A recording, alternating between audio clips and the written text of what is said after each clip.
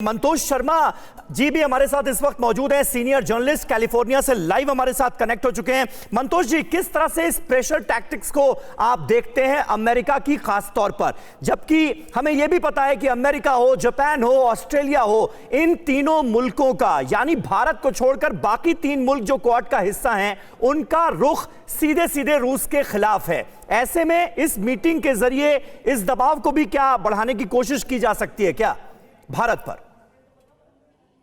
मेरे अनुसार ये चर्चा ऑलरेडी हो चुका है पिछले 2 महीने में। इसी कारण भारत के विदेश मंत्री राजनाथ सिंह साहब यहाँ आके इन विषयों पे चर्चा करके गए। सिमिलरली यहाँ के ऑफिशियल्स भी लास्ट 2 मंथ्स में इंडिया विजिट किए और इंडिया का जो अप्रोच रशिया के थ्रू है इस पे काफी डिस्कशन बैकग्राउंड में हो गया है। तो मुझे नहीं लगता है कि स्ट्रेटेजिकली प्रेशर पॉइंट के लिए अमेरिका ऐसे क्वाड को यूज कर रहा है। हैविंग सेड दैट, वो जियोपॉलिटिकल पॉलिटिक्स एट प्ले।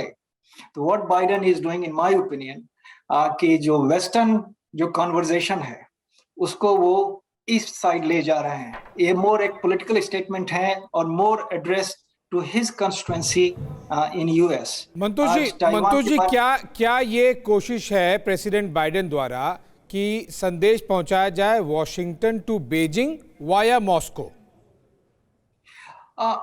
वो चीजें ऑलरेडी हो गई हैं बैकग्राउंड में। जो पॉइंट बोल रहा हूँ, चाइना ऑलरेडी अभी फंसा हुआ है, उतना स्ट्रेट लाइन में यूएस के साथ पंगा लेने की स्थिति में नहीं है। कारण सामरिक नहीं है, कारण इकोनॉमिक है। चाइना आज भी $600 बिलियन का इकोनॉमिक ट्रेड वेस्टर्न पावर से करता है। Similarly 600 European union and Britain से करता है। तो चाइना का सीधा हिसाब वैसा नहीं है जैसा रशिया का हिसाब था कि केवल गैस पेट्रोल बेच के उनका इकोनॉमी चल रहा था। ठीक है, इस पर जी द्विवेदी सर, आपसे भी एक रिएक्शन। एक तो जो बाइडेन के ओपनिंग स्टेटमेंट को आप किस तरह से रीड कर रहे हैं, और क्या इसमें बिटवीन द लाइंस भी रीड करने के लिए कुछ है? नहीं, बिल्कुल है। देखो, जो बाइडेन साहब ने जो बातें कही हैं, सबसे पहले तो है वो ये दिखाना चाहते हैं कि देखो, यूक्रेन और जो रशिया का युद्ध है ये सिर्फ यूरोप में सीमित नहीं है, ये एक वैश्विक मुद्दा है। इससे एक ट्रेंड बनता है, एक प्रेसिडेंस बनता है कि जैसे कोई भी ताकतवर देश जो है कमजोर देश पर हथिया सकता है, और चीन के लिए भी मैसेज है। और द्विवेदी सर, वैश्विक असर भी है, अब वैश्विक असर भी देखने को मिल रहा है। आप चाहे इन्फ्लेशन के लिहाज से देखें या सप्लाई चेन बाधित होने से लेके ओवरऑल वर्ल्ड की इकोनॉमी इस युद्ध से इंपैक्ट हो रही है, इंक्लूडिंग एशिया। बहुत इम्पैक्ट हो रहा है। तो ये उन्होंने ये इस मुद्दे को उठाया कि देखो, ये यूरोप का मुद्दा नहीं है, ये पूरे वैश्विक का मुद्दा है, और इसमें बहुत से प्रभाव जो हैं, जैसे इकोनॉमिक हैं और सिक्योरिटी के मुद्दे हैं, वो उन्होंने जाहिर किए हैं। और दूसरी बात देखो, आप चारों लीडर्स को आप जब सुना है तो उनकी 3-4 बातें बहुत अहम है। सबसे पहले उनकी कमिटमेंट है, उनका विश्वास है। जैसे मोदी साहब ने बताया था कि ट्रस्ट होना चाहिए, ट्रांसपेरेंसी होनी चाहिए, और टाइम लाइन यानी कि जल्दी हमें इन मुद्दों को उठाना है। दूसरी बात जो है उनकी सिक्योरिटी कंसर्न। देखो, ऑस्ट्रेलिया प्राइम मिनिस्टर ने बहुत अहम बातें की हैं। जब हम सिक्योरिटी देखते हैं, एक हार्ड सिक्योरिटी होती है जहां फौजें आमने सामने होती हैं, एक सॉफ्ट सिक्योरिटी होती है जिसमें क्लाइमेट है, एनर्जी सिक्योरिटी है, फूड सिक्योरिटी है, और जो आइलैंड देश है इनके लिए क्लाइमेट सिक्योरिटी बहुत इंपॉर्टेंट है, क्योंकि क्लाइमेट के साथ इनके ऊपर बहुत असर पड़ता है। और साथ ही साथ देखो, अभी ये जो ढांचा है द्विवेदी सर, इसमें क्या आप खाद्य संकट को भी जोड़ना चाहेंगे, जिसे लेकर चर्चा होगी?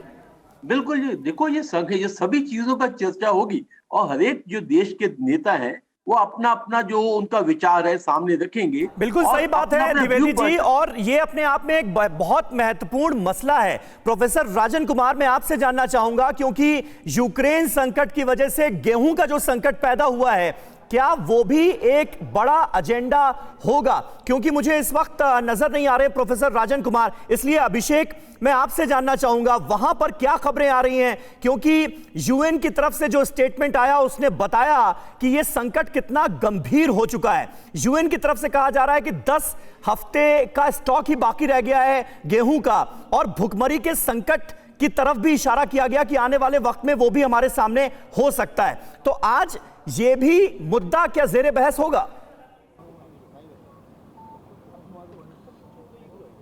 देखिए एक बात बहुत ही क्लियर है, क्वाड का जो फोकस है वो फोकस पूरी तरह से ट्रेड और इकोनॉमी पर है, ये एकदम क्लियर है। मिलिटरी की बात की नहीं जा रही, लेकिन जब ट्रेड और इकोनॉमी के रास्ते में कोई आता है तो वहाँ पर अपने आप में मिलिट्री इंटरवेंशन हो जाता है, वो उसका एक उससे जुड़ा हुआ पहलू है, उससे संलग्न पहलू है।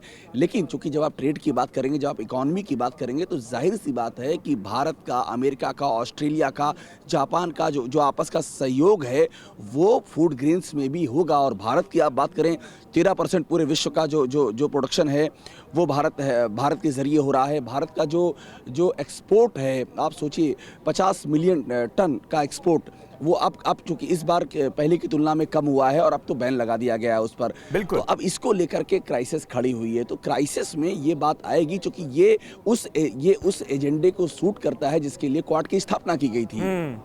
परवाह देश की, सोमवार से शुक्रवार रात 10 बजे TV9 भारतवर्ष पर।